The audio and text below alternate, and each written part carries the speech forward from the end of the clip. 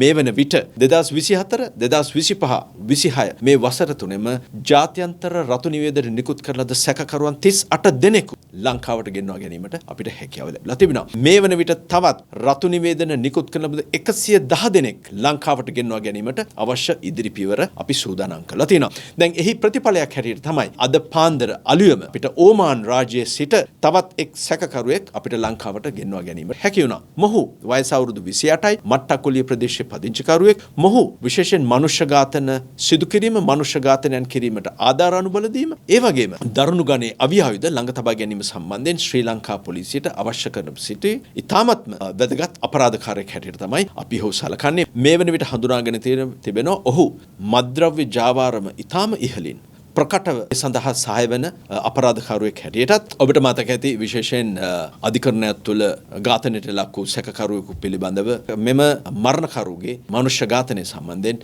අද දින මේ උදෑසන ගෙන්නපු සැකකරු ඍජුවම සම්බන්ධ වී තිබෙන බවටත් ආධාර අනුබල දී තිබෙන බවටත් මේ වන විට තොරතුරු සනාථ වෙනවා. ඒ පිළිබඳව ඉදිරි විමර්ශන කටයුතු සඳහා අපි ප්‍රවේශයක් ගන්නවා. මේ වන විට ඔහු CCD එහෙම නැත්නම් කොළඹ අපරාධ විමර්ශන කොට්ටාශයට අපි බාර දීලා ඔහු පිළිබඳවත් ඉදිරියේදී විශේෂයෙන් රඳවා ගැනීමේ නියෝග මත ඉදිරි විමර්ශන කටයුතු සඳහා අපි මෙහෙවනවා.